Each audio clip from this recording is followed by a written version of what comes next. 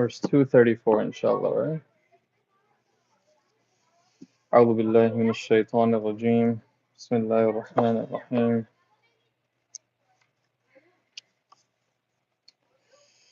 والذين يتوفون منكم ويذرون أزواجا يتربصن بأنفسهن 4 أشهر وعشرا فإذا بلغن أجلهن فلا جناح عليكم فيما فعلن في أنفسهن بالمعروف والله بما تعملون خبير. The translation of the verse, and those yutawaffawna minkum, from those, and those people who have passed away from amongst you, وَيَذَرُونَ أَزْوَاجًا, and they leave behind wives or spouses, wives in this case, يَتَرَبَّصْنَ, these wives will have an iddah, a waiting period, بِأَنفُسِهِنَّ, they will have a waiting period with themselves, meaning they're not going to get married in here, أَرْبَعَةَ أَشْهُرٍ وَعَشْرًا, and that is 4 months and 10 days. So if someone's husband passes away, that woman must wait 4 months and 10 days. Different from the other iddah. From the talaq is 3 menses, and for the death is 4 months and 10 days, and for pregnancy is until delivery. فَإِذَا بَلَغْنَا أَجَلَهُ, and then if multiple iddahs overlap each other, the longer iddah wins. Okay. So if a woman is given talaq and she's waiting for it to be over and her husband dies in that time, it will be extended to 4 and 10. If a woman is given talaq and then 2 months later she finds out she's pregnant, now that 2 months will now extend to whatever the delivery is. فَإِذَا بَلَغْنَا أَجَلَهُنَّ, men only have to wait 3 days. So women will have to wait 4 months and 10 days prior to get married, and men, if their wife died, will wait 3 days. If and there's no waiting period for a man. That's not a waiting period. That's just general. I know, at least that's what I was saying. Janaza, Asos, and all of that. 3 days later, he's ready to go. I'm not saying he should get married. I know. He can get married. Yeah. فَإِذَا بَلَغْنَا أَجَلَهُنَّ, when these women they reach their the end of their waiting period, يعني the 4 months and 10 days, فَلَا جُنَاحَ عَلَيْكُمْ فِيمَا فَعَلْنَ فِي أَنفُسِهِنَّ, there's no sin upon you in that which these women do with themselves, بالمعروف, يعني in goodness. Yani after that, let these women go, and if they need to marry, they can marry. They don't need to further extend this into it hasn't been a year yet and all this other nonsense. Desi culture, there's this barsi thing, right? 1 year. Yeah. There's no commemoration issue. You can commemorate someone's passing away, their value, but to make it like an issue, or to allow that cultural issue to interfere with Islamic rulings, that's what's wrong. Yes, brother. So my question is, it's also a Desi thing where, or maybe you can correct me if I'm completely wrong. After your spouse passes away, does the marriage end to a point where you can no longer see his wife as? Yes, she's a mahram. Oh, death for death? Right. Yeah. No. A male is allowed to wash his wife. Ali radiallahu anhu washed Fatima radiallahu anha with his hands, dressed her with his hands, coffined her, and he buried her with his hands, and he prayed her own janazah. Vice versa for the wife, she is allowed to. She is. So in Hanafi fiqh, it is recommended that a wife should not because of anything else, but just because of that not to burden her with the gender type stuff, right? Her husband is dead. Women, it's just respecting her being a woman. So it's just a recommendation to keep her away. Not to say that she'll go out of control or she won't know how to deal with herself, but just to not put her in that situation. Similar to how it's recommended by default that they shouldn't they shouldn't be at the graveyard. However, if a woman is able to compose herself, then both rulings are, the default will go away. She's allowed to wash him. She's allowed to be at the janazah. That's also a custom. So no, well, there's a ruling for that in Islam. Initially, yes. So there's a ruling for this, but it is referring to women who are unable to, who create like this big scene. and women are generally hired to create the scene to um, over venerate, yeah, the person's status. You know what I mean? Yeah, yeah. I have a, I saw when my father passed away, right? My granddaughter went to she saw that it was in the mom. So I would really suggest don't take children. Oh, of course. Oh, Yeah, yeah, children yeah. can get traumatized. With all our family, but if possible, don't take them. I mean, To see their face and like, yeah, they. that's funny, when they're going to come back, and it's all about India. But as an adult, it's good closure. I got I was able to do janaza, like watching my father and all that. But it's good closure that you know that. How old were you? Oh, this was 5 years ago. Right, he's talking about kids. Yeah. But I'm just saying that for adults, it's a good closure. Of course, no, he's not talking about adults. And it's very different for each kid. Yeah.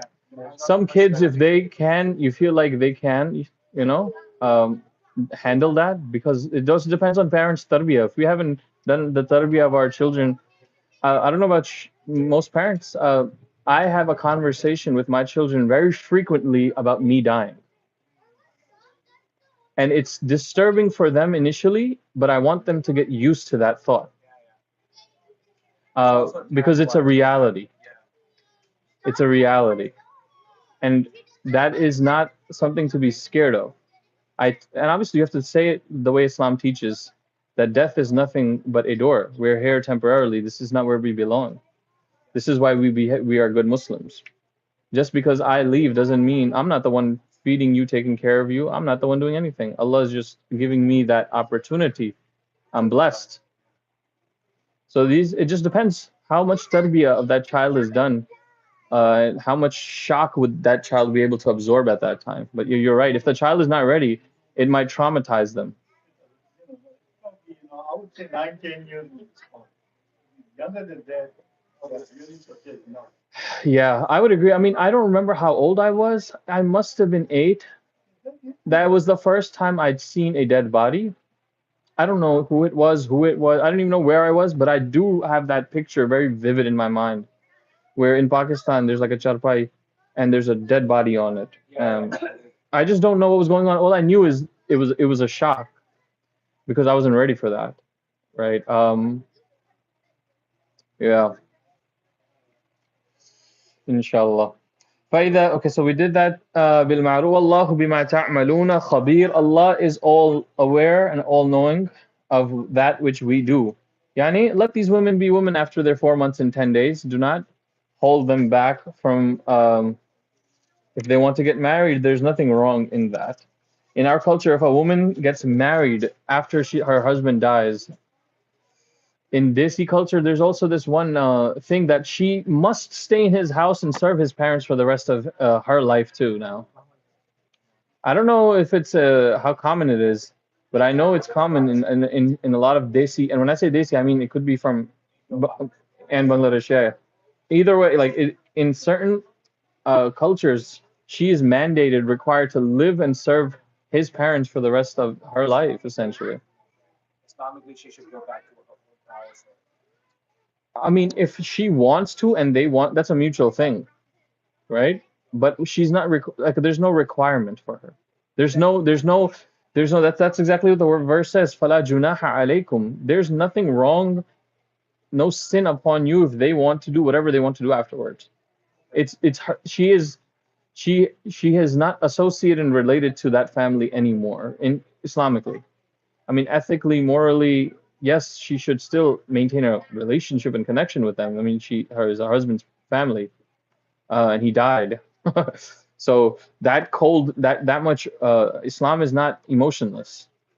I've also seen the woman get married to the younger brother or something along. If that's what she wants, that's nothing wrong in that. But if that's what she's doing because of this cultural thing to maintain in the house, thinking only about the kids or that kind of thing. I mean, that's her choice. Yeah. Whatever she's thinking. Maybe if we see, here's the thing.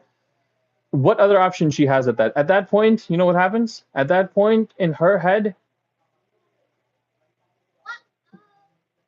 she's still not regretting the conflict that every wife goes through of allowing or understanding polygamy for a man. Because if women never have this issue of jealousy, and jealousy is haram, it's a disease, then at that time she would realize the value of being able to not now marry, not because out of desperation I have to marry this little brother of his, which I can marry any person out there and I can be his second wife. The word second hits women so weirdly because it comes off to them as priority second, a value second, you know what I mean? Everything second. So it's all an emotional game. But the where in societies, especially back then, where multiple marriages is not an issue, husbands would die, and I mean, And that's why the Surah 4, Ayah 19 came for saying that. right, Surah 4. Well, yeah. I mean, Surah 4, Ayat 19 did, for multiple wives was to. So you know how the Quran mentions marry 2, 3, 4. The recommendation is 1. No, the recommendation is 1 if you cannot do justice. Right. So it's not a recommendation is 1. Surah 4:19 is like you cannot inherit the women against your will. Yeah. Oh, 19 is the same thing. Because before the marriage, the relatives, they say they do whatever they could do Mhm. with that wife. But after that, since this revealed, then they could not do anything. Yeah, weird culture, but yeah, women had no real value. They were commodity. They were observed as a liability in just until modern history, from all walks of life. All right, let me see if there's anything to bring here. So yeah, so talking about that thing, when most people don't know this, Muhammad ibn Abi Bakr is the son of who? Abu Bakr radiallahu anhu. He has no memories or recollection of his father. No memories. His father died when he was maybe 4 years old. Ali radiallahu anhu married his wife after that. Not because that's just how cultures worked. Right? That's how cultures worked. And then he raised that child as well. Most people knew Muhammad bin Abi Bakr was the biological son of Abu Bakr, but everyone referred to him as the son of Ali. So this is part. Yeah. After Abu Bakr radiallahu anhu, when he died, Hazrat Fatima had passed away much longer before him. She passed away very quickly. He married he had a lot of sons, but from Fatima he only had 2. He had a lot. He had about 19 sons, about 19 children or 19 sons. Yeah.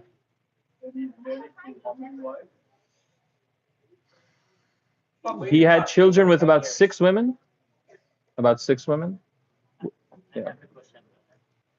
If the wife remarries somebody else after her husband died, she cannot reunite it with him anymore. I think that's her choice. Like generally, that's how we know. Is it true or? No, it's her choice. Actually, there's a woman who married a Sahabi and he died, and then she married the Prophet sallallahu alaihi wasallam. And yeah, Salama. Yes.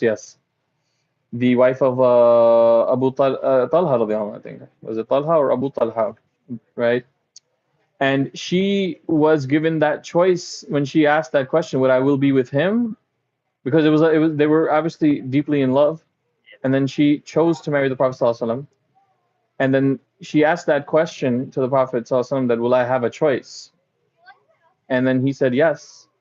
And then she thought about it, and then she eventually just told him that even though I'll have a choice, I'm going to still pick you, because obviously the level of iman in those people's heart is that my emotions don't win. That would be the dumbest thing I can do. I'm winning a lottery over here. My hereafter will forever be with the most beloved creation of Allah, and I'm going to get emotional over here. No, so they were very But they'll have a choice. They'll have a choice. And Allah knows best. Allah knows best. Here's a question. If a person in Jannah, there's a, you get whatever you want. What if you wanted a person who was a non-Muslim in this life, right? They died as a non-Muslim, but now you want them.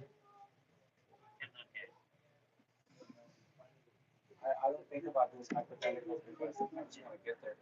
Why you want somebody non-Muslim? Why not? So here's the thing. The most logical answer is you will get whatever you wish for. And you know how they say sometimes ignorance is a blessing? Allah will replicate that individual A to Z, because he's the creator at the end of the day. And he will not allow you to even know, sense, or think this is a replication. You will spend how much ever time and space with that person thinking they're them. They will be designed and created as they were. When you talk about memories of the world, they will remember. You wouldn't know who they are, right? So that is how Allah will be truthful to His word, that you will get whatever you want. You want this person? Here's this. What's the difference that this person is copy 1 or copy 2 when they're the exact same person? If I just got replicated right now, A to Z, everything about me, what would be the difference? There'd be no difference. It's the creator who made me and would have made that also. We're both thinking the same. We're both exactly the same, yes.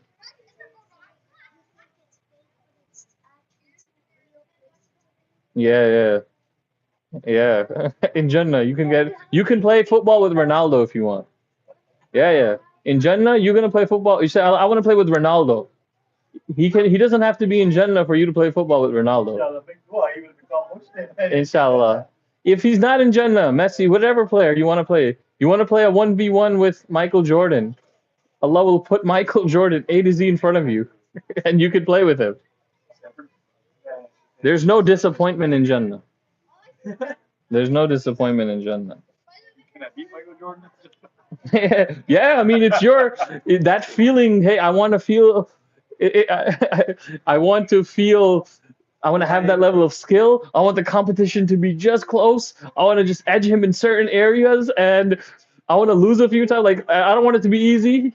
And then, yeah, that ecstasy, that feeling of adrenaline, you can chase anything you want to chase in there. Some people don't like that. Don't like adrenaline rushes. People who love roller coasters and that's what they chase. People who like sports, either they chase competition or they chase that adrenaline rush.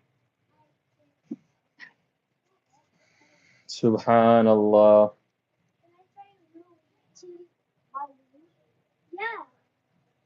Where did we go? وَلَا جُنَاحَ عَلَيْكُمْ. That's where we were. We were talking about فَإِذَا بَلَغْنَا أَجَلَهُنَّ. We did that, right? Yeah, we already finished Allah. Okay. Wallahu biman. Okay. So the next part is it again وَلَا جُنَاحَ? No, it is وَلَا جُنَاحَ. Again? All right. ولا جناح عليكم فيما عرضتم به من خطبة النساء أو أكننتم في أنفسكم علم الله أنكم ستذكرونهن ولكن لا تواعدوهن سرا إلا أن تقولوا قولا معروفا ولا تعزموا عقدة النكاح. Okay. And there is no sin upon any of you in that what you present, meaning in your intentions, you can present your intentions or indicate towards your intentions in when you give this proposal. So Allah saying there's no sin when you propose to women or you send the proposal of marriage to women.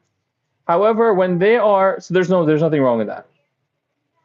One of the sheikhs says, and it's true, he's a very big Mufti Tariq Masood. He's a big advocator for multi-marriages, right? He's like, what's the worst? What's the father gonna say? No. So what? You keep shooting your shot. Some house you just keep sending them like, brother, I am this. This is how I can take care of your daughter. I'm already married. I would like to. What's the worst they're gonna say? And he's right. So Allah is saying, there's no sin in you shooting your shot when you send these proposals. Keep shooting it. Don't be shy. There's no sin in it, right? So there's no, you can present it, you can hide it in yourselves. Allah subhanahu wa ta'ala already knows that soon you will you will make a mention of this. So the specific scenario is a woman who is in the iddah of the waiting period, whether it's death or talaq or whatever, meaning she's waiting, her husband died or she's divorced. In this scenario, Allah is saying, again, there's no issue that you propose to her, but don't make it explicit. Do not make it explicit in that moment. In that moment, you can hide it, or you can present it in a way, but it's not like an explicit presentation. Hey, when her iddah is over, I'd like to talk to you guys. That's all you said. What are you going to talk about? You could be talking about anything, but that's an indication, right? So Allah's saying either or you can wait till the entire period's over, or you can say something like that. Allah already knows annakum satadhkurunahunna. Allah knows that soon you will make mention of them. You will mention them. You will bring this up. Walakin la tuwa'iduhunna sirran. However, in this waiting period, don't give them a secret confirmation, a secret promise, a secret deal.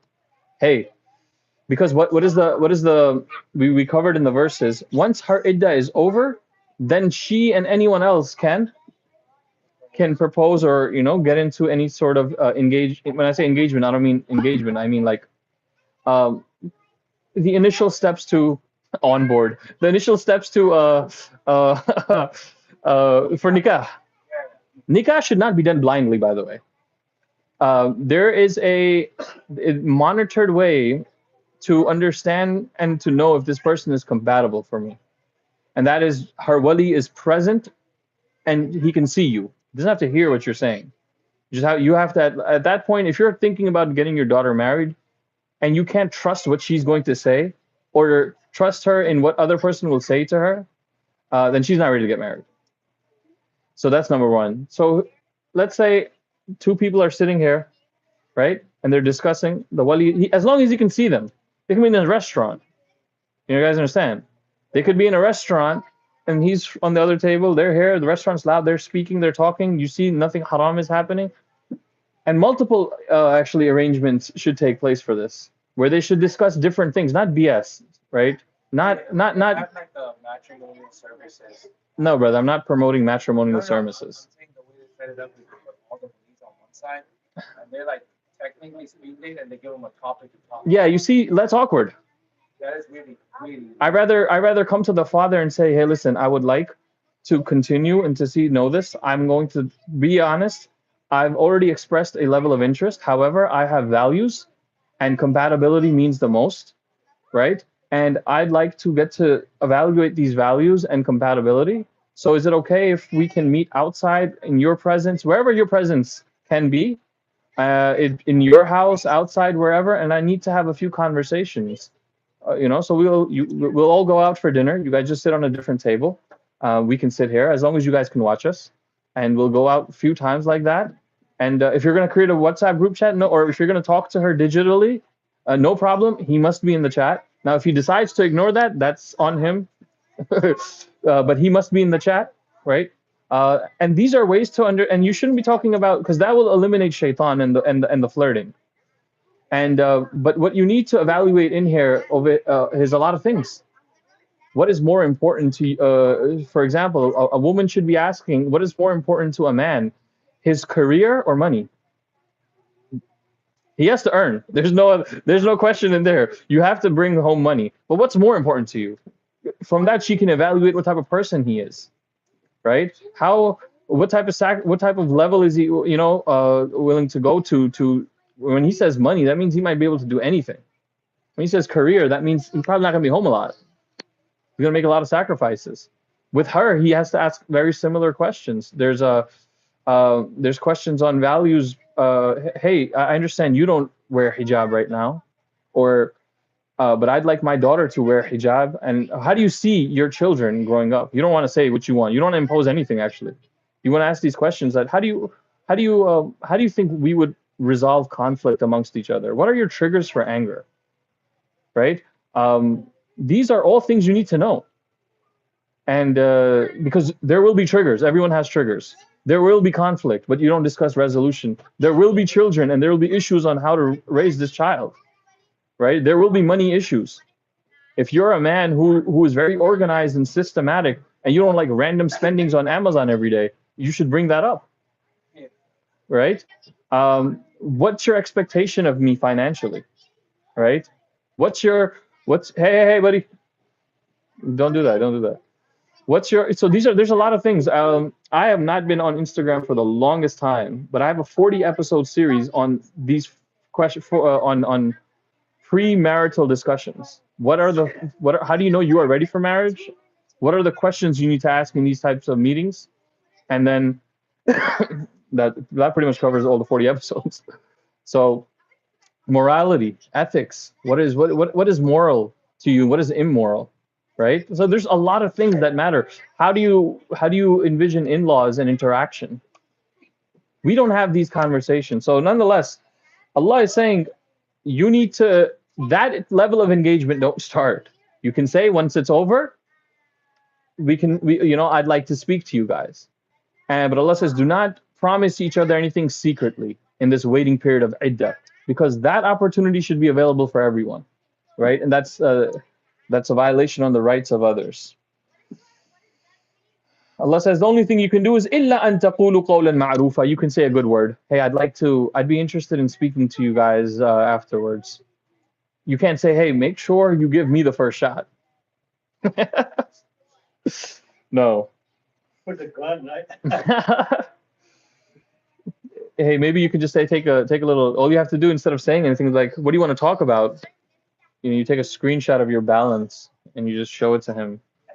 Be like, he's gonna be like, just remember this. I'm gonna talk about this. No one's gonna do that. ولا تعزموا عقدة النكاح حتى يبلغ الكتاب أجله.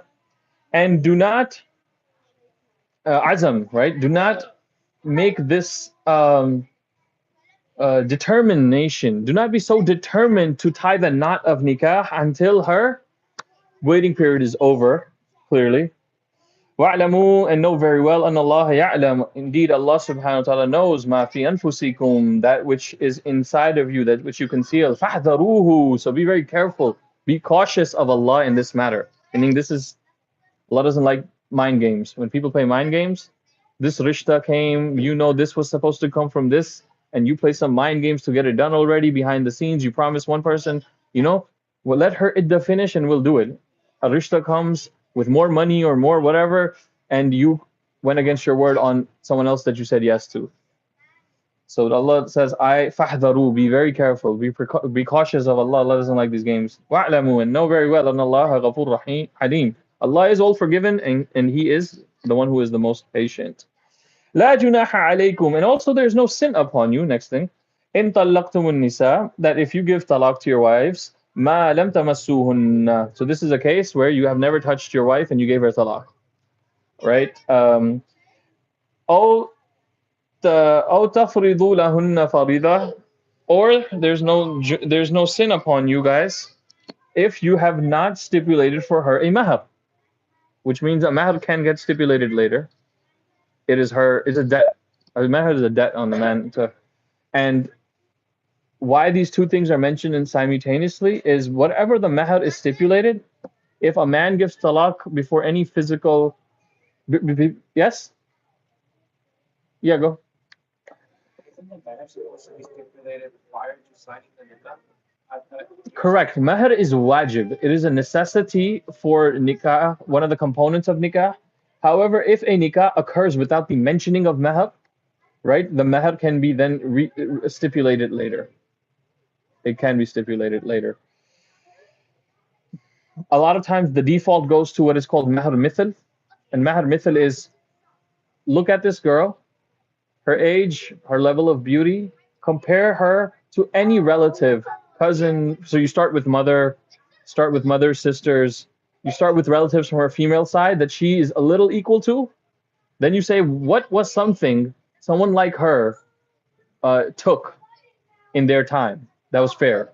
Then you do the ratio, you balance out inflation, and then you that's what gets assigned. And what's interesting is this was a common thing that everyone knew already. We don't have this common. طيب. ومتعوهن على الموسع ومتعوهن, and provide for them متاع, يعني provide for them I don't want to say merchandise, but stuff. Like, you provide for them, or give them things.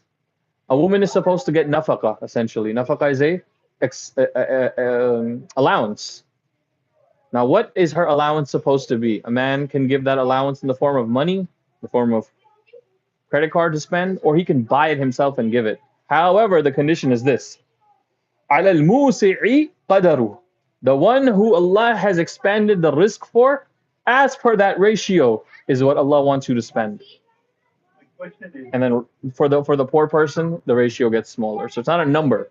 Allah says fix. We have to see if you earn an X amount, then you should be giving her this much to spend on herself. That ratio is established. No. Allah saying that is where a man will be questioned. Allah saying for those who Allah has expanded risk for. That's the thing. You make the decision now. I didn't ask you when I wanted to give you, right? I don't want her to ask you when you have to give to her. I want to see how grateful you can be. It's a big test, actually. Most people give nothing. Suppose, we were discussing a few weeks ago about the yatim, right? Yatim? Yeah. Father passed. Oh, by the way, the Rada'i bhai, he gets no miras. The Rada'i child, he gets no miras. Miras, what is that? Inheritance. No, he doesn't get it. No, he had a question. The question is this one, right? Suppose father passed away, right? So who is supposed to take care of the baby? Grandfather. Grandfather doesn't take care, then he is sinful? Yes. He is the immediate one who will be responsible. In father's father, right? Yes. Grandfather to the father. Yeah. Because they are out. Yeah. Not like uncle, anybody, but grandfather. The first person would be the child, meaning if there's an adult child of the mayyit, and now there's a baby child of the mayyit, that adult child is going to be the first one responsible. Then the father. And how long have you been the Baligh. Minimum. Not only baligh, until the father would have taken care of him. He will become baligh at 12, 13. The father wouldn't let him have gone until he was 20 something. But now suppose the mother get married, then not. Then it will transfer to then it's done. Transfer to the stepfather. Yeah. Not mother, grandfather. Well, will it transfer to the stepfather? 1 second. Yeah, it will. It will. It will. It will. Yeah. Yeah. In case of alimony, I'm just saying, like, if there was a divorce that occurs, the father is still responsible for providing for his children, right? Even if yes. he takes custody. I'm talking about correct. The law of the land here. Majority of the time, the custody is given to the woman. Correct. So the male would still. I'm not saying by law of the land. Islamically, correct. he's obligated to give money. Correct. That stipulation is decided by Islam. But what that number is again up to his capacity. Huh? The state will let you know. Oh no! If any woman who imposes that's haram money, meaning she's being raised, that's haram risk. Yeah, putting a gun to his head. Yeah. He does have to provide. It should be an and if it's very balanced, if it's an amount to raise a child, how much would he have provided for that child explicitly if he was living with that child? How much would it be? It wouldn't be as high as like $1,000, $1,500 a month, right? Yeah, exactly. So food, water. Yep. Over his head. Well, the roof over the head is based off of whose custody it is. He has to just provide sustenance and clothing. Once it's his roof, when he's with him, then he has to provide roof. All right. All right. So yeah. If a man gives divorce to a woman that he has never touched, then half of the mahar is still due to her. Half of that mahar that was decided is still due to her. And what would happen in the scenario where mahar was not decided is if there's a conflict on deciding the mahar now, then that process of mahar mithal, the similar mahar would take place. That okay, what and this is where families get out of the way. This is where scholars and judges would come in and have these type of questions. Um, Probably compare matters and then just establish something. yeah, I mean, it's easiest is if you take a look at her sister, or if she has a sister, if she has a cousin, if her, you know what I mean, someone who is equivalently her age and her qualified as her education wise, and beauty, lineage is going to be the same family. Hey guys, Ahmed, stop playing with the ball. All right, inshallah, let me finish this up, guys. وَمَتِّعُوهُنَّ عَلَى الْمُوسِعِ, and give them nafaqa, give them merchandise, give them to spend on themselves. عَلَى الْمُوسِعِ, the one who has Allah expanded the risk for, قَدَرُهُ, the qadar will be as per the expansion of his risk, as per the risk, the blessings of Allah. وَعَلَى الْمُقْتِرِ, and the one that Allah has confined the risk for, قَدَرُهُ, then he will give it according to whatever his capacity is. Mata'am bil ma'ruf, the delivery of this merchandise and this nafaqa and the spending must be in good character. It should not be like haqqan ala al-muhsinin. This is a obligation on those who are good doers. Meaning you are a evil doer if you are not fulfilling this. Most people can't. So it's fine. It's from the fara'id, it's from the wajibat, yes. It's wajib. What's the difference between fard and wajib? Well, fard is you are sinful if you leave it out. Hmm. And the wajib is if You get rewarded for leaving it out, right? No. Okay. If you leave it out as an occasion, like you leave it out occasionally, you will be sinful. Wajib is pretty much No.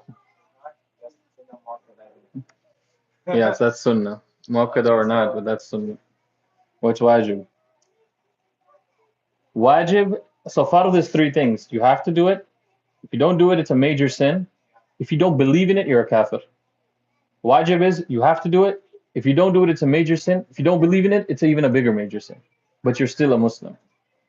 Really? Yes, that's the only difference between fard and wajib. Salatul Witr, you have to do it. You miss it, it's a major sin. If you don't believe you have to pray it, you're still a Muslim, but it's a bigger major sin. Salatul Isha, you have to do it. If you miss it, it's a major sin. If you believe you don't have to pray it, now you're a kafir. Does that make sense? This is wajib. You have to do it. If you don't do it, it's a major sin. If you don't believe you have to do it, it's even a bigger major sin. But luckily for you, you're still a Muslim. But that, I mean, major sin is not a joke. Yeah, that means qualified for Jahannam if you don't make tawbah. If you don't fix it and you die like this, you are in the naughty list. وَإِن طَلَّقْتُمُوهُنَّ, and when you give or if you give talaq to them, yani these women, مِن قَبْلِ أَن تَمَسُّوهُنَّ, before you touch them, وَقَدْ فَرَضْتُمْ لَهُنَّ فَرِيضًا, and you have stipulated in the past a mahar for them, فَنِصْفُ مَا فَرَضْتُمْ, that's what I said, so give them half of that mahar, إِلَّا أَن يَعْفُونَ, except if these women decide to ma'af, if they decide to forgive it, meaning it's up to the women. Oh, يَعْفُوَ الَّذِي, or the one in whose hand بِيَدِهِ عُقْدَةُ النِّكَاحِ is the contract of nikah, right? Meaning her wali, the one who's negotiating with you on behalf of this girl that you're going to get married, her father, or he says, I forgive it, right? He says, I forgive it. Yes, a woman can forgive her mahar.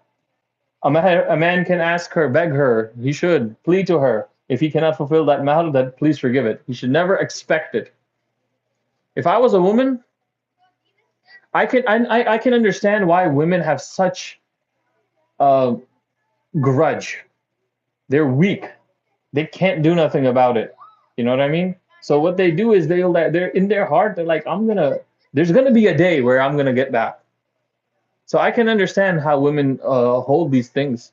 Imagine a woman, does she ever have to ask her father for these things? The father provides, right? And imagine imagine that you have a daughter. That's the first thing you would want her future spouse to do is treat her like you treat her, right? Now, so that's you can just immediately understand the level of sin right there. If you put her in that situation where she's dependent on you, she has to respect and obey you, she has to do a million other things, and now she has to ask you, I would not forgive the mahar either. You know what I mean? I would not forgive the mahar either. I'd be like, yeah, no, make it more. Let's talk about going up. But if she decides if she's a good soul, she can forgive it. And if you're a good soul, she should forgive it. Right? Allah. وَإِن تَعْفُوا أَقْرَبُ لِلتَّقْوَى. And if you forgive it, it is more closer to taqwa. Don't quote her this. You try to first here is on the table. If you want to get your mahar forgiven, put it on the table for her. And say, this is yours, you can grab it, or you can forgive it. Did my mic just go off? No, it's right here.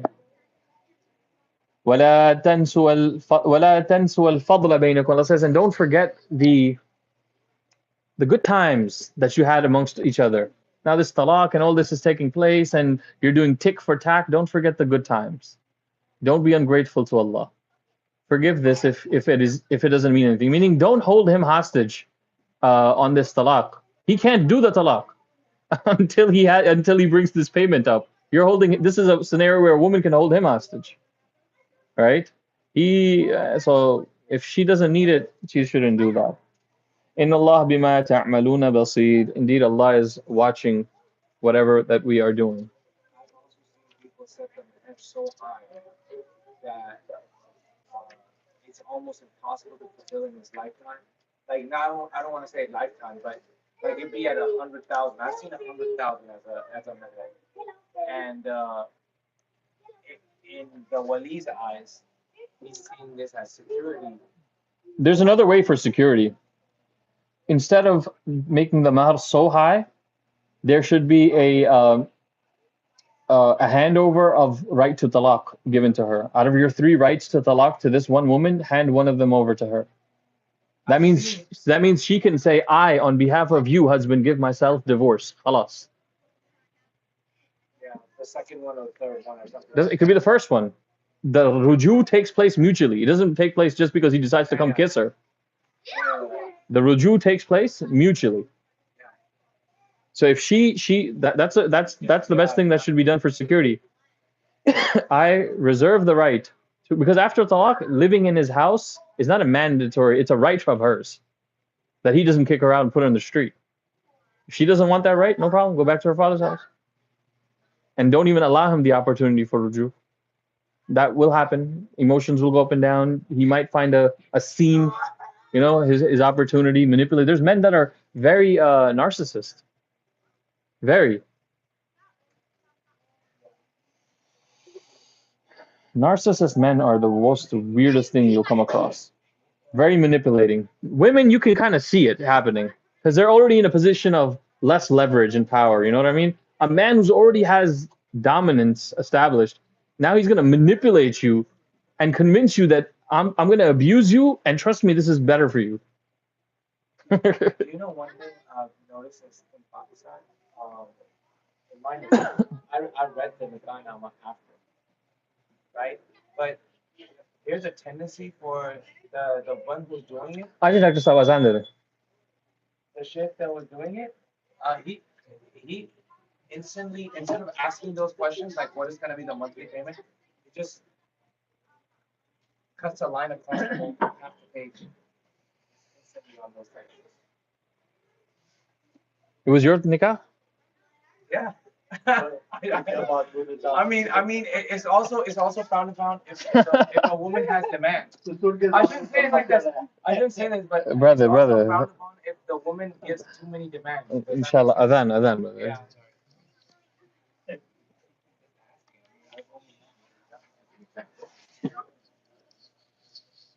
الله أكبر الله أكبر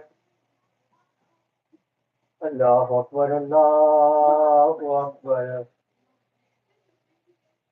أشهد أن لا إله إلا الله أشهد أن لا إله إلا الله أشهد أن لا إله إلا الله أشهد أن لا إله إلا الله أشهد أن محمدا رسول الله أشهد أن محمدا رسول الله أشهد أن محمدا رسول الله أشهد أن محمدا رسول الله حي على الصلاة لا حول ولا قوة إلا بالله حي على الصلاة لا حول ولا قوة حي على الفلاح لا حول ولا قوة حي على الفلاح Put this over there.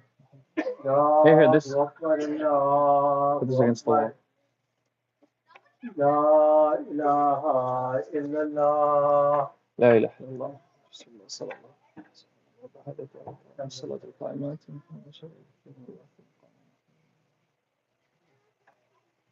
جزاكم الله خير. السلام عليكم ورحمة الله وبركاته.